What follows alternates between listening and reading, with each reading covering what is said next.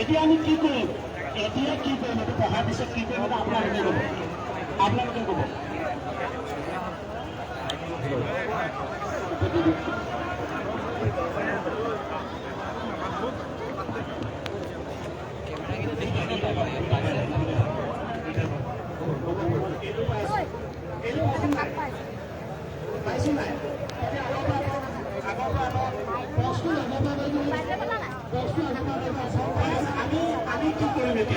আমি কি কৰিম এতিয়া এই ঘোষণাটোৰ পিছত কি কৰিম শুনি ল'ব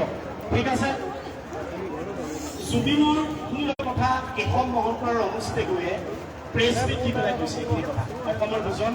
দায়িত্বশীল মন্ত্ৰী মুখ্যমন্ত্ৰীয়ে তেখেতক দায়িত্ব দিছে তেখেতে কৈছে মই এইকাৰণে পঢ়ি দিলোঁ যে ইয়াত নেট নাপায় আপোনালোকে হয়তো পোৱা নাই জুবিনৰ প্ৰথম বাক্যটো শুনিব জুবিনৰ শেষ কৃত্য সোণাপুৰত শেষ কৃত্য দেই বুজি ল'ব মানে অন্ত্যেষ্টিক্ৰিয়া তেওঁক জ্বলাব সোণাপুৰত এক সেইটো আমাৰ হাতৰ পৰা গুচি গ'ল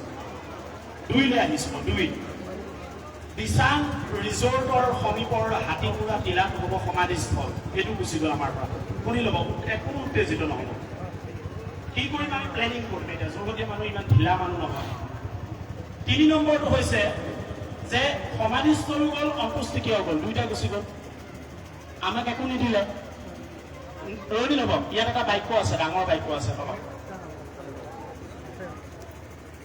গৰিমা গাৰ্গে জুবিনৰ সমাধিস্থলৰ বাবে এই গাৰ্গটো আকৌ জুবিন গাৰ্গক এই গাৰ্গটো জুবিন গাৰ্গলৈ বিয়া হোৱাৰ পিছতহে পাইছে দেই ঘৰৰ পৰা লৈ অহা নাই শুনি ল'ব গৰিমা গাৰ্গে জুবিনৰ সমাধিস্থলৰ বাবে সোণাপুৰৰ কুমাৰকুছি চূড়ান্ত কৰে তেওঁ চিল পোহৰ মাৰি দিয়ে তেওঁ ঠিক আছে আৰু এই গোটেই সিদ্ধান্তবিলাক পত্নী গৰিমা গাৰ্গৰ সৈতে আলোচনা কৰি পেলাই কৰিছে মই আপোনালোকক আহি পেলাই কৈছিলোঁ তিনিটা নাম কেশৱ মহন্ত বিমল বৰা আৰু ৰমেশ পেগু মই ঘৰৰ পৰা আহি থাকোঁতে চাই আহিলোঁ গতিকে আমি এই যি দুটা বিচাৰিছিলোঁ প্ৰথম ৰোল নম্বৰ দুইটা গুচি গ'ল এতিয়া কথা পাতিম এতিয়া কথাটো এটা শান্তিৰে মানে মই একো নহয় দেই মই ক্ষুদ্ৰ মানুহ মই মাথো কথা কওঁ টিভিয়ে চিভিয়ে ওলাই থাকোঁ কাৰণ মাইক্ৰফোনটো লৈছোঁ শুনি লওক এইফালে চিঞৰিছে নিশ্চয় চিঞৰিলে যুদ্ধ নিচিকি শুনি লওক এতিয়া আমি কৰিম কি আমাৰ কথা নুশুনিলে কেবিনেটেও নুশুনিলে আমাৰ কথাটো গৰিমা গাৰ্গে নুশুনে বুলি আগতে প্লেনিং কৰি ল'লে ফিক্স চিল পেক সেইটো আগতে মই জানো মই মোটামুটি কালি মানৰ পৰা জানো এইটো কথা এতিয়া কথাটো হ'ল যে আমি মানুহটো দিছিলোঁ আমি যিটো মানুহে গাৰ্গৰ উপাধিটোও পালে মানুহটোও পালে ৰেঞ্জ ৰোভাৰখন পাই এতিয়া তেওঁলোকে কোমল চকীতো বহিলে কিন্তু টান যিটো চিট আছিলে ৰেঞ্জাৰ চাইকেলৰ আৰু পিঠিত এখন গীটাৰ লৈ পেলাই আমি মানুহটো গুৱাহাটীলৈ পঠিয়াই দিছোঁ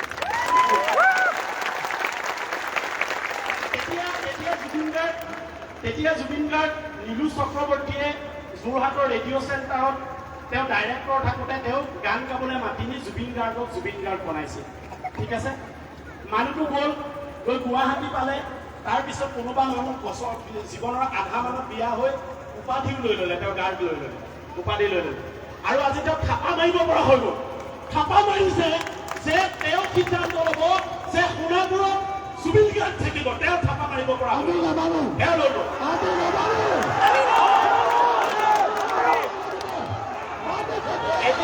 এতিয়া শুনক এতিয়া আমি কি কৰিম শুনক আজি ৰাতি আহিছে আপোনালোকৰ সময় হৈছে কাইলৈ সোমবাৰ মই এনেকুৱা আন্দোলন কৰিছোঁতো মই কৰা ল'ৰা মই আন্দোলন কৰা ল'ৰাৰ কাৰণে জানো গতিকে কাইলৈ আপোনালোকৰ সময় নহ'ব মিতিৰৰ ঘৰলৈ যাম আমুক তামুক এইবোৰ কাৰণে নহ'ব আকৌ কাইলৈ এই বৰুৱা চাৰিআলিত প্ৰথম 5টা মানুহ আহোঁতে আমাক ভয় খোৱাবই সেইটো মই জানো ষ্ট্ৰেটেজি কাইলৈ এনেকৈ দুটা মাইক ছেট আহিব ইয়াত যিমান মানুহ আছে প্ৰত্যেক মানুহে দায়িত্ব অলপ 5জনকৈ মানুহ আহিব লাগিব আৰু আৰু ৰাতি আপোনালোকে আহিছে ৰাতিপুৱা টাইম নাই এইবোৰ কৰি নহ'ব আৰু আমাক যদি এতিয়া আমাৰ 3 নম্বৰটো থাকি গ'ল হয়নে কি থাকিল যে জুবিন দাক এটা দিনৰ বাবে হ'লেও হেলিকপ্টাৰত আইচ বক্সত বহুৱাই হ'লেও ইয়ালৈ আনিব লাগিব চৰকাৰৰ ইমান টকা আছে যে আইচ বক্সত তেওঁক ৰাখি তেওঁক এটা দিনৰ কাৰণে আনিব পাৰিব ইয়াত আৰু আমাৰ মানুহ গুৱাহাটীলৈ যোৱা বন্ধ কৰক আমাৰ মানুহে তেলপুৰি গুৱাহাটীলৈ গৈ জুবিন গাৰ্গক চোৱা বন্ধ কৰক যদি যোৰহাটক সন্মান কৰিব নাজানে আজি ব্ৰেণ্ডেড হোৱাৰ পিছত সেই ব্ৰেণ্ড তেওঁলোকে খাব খুজিছে। মাৰি চাগে আমি ছিংগাপুৰত এটা কেচিয়াৰ, সেই কেচিয়াৰটো কালি ভায়েক বুলি কৈছে। এটা কেচিয়াৰ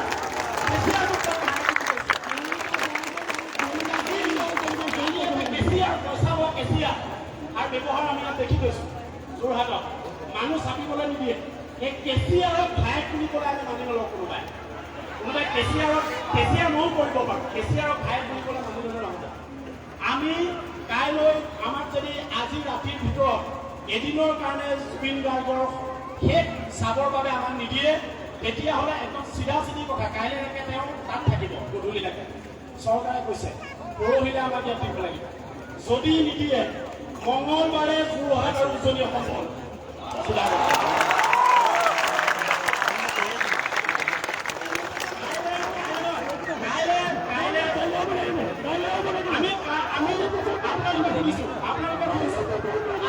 আপোনালোকক সুধিছো ৰাইজে ক'ব, ৰাইজে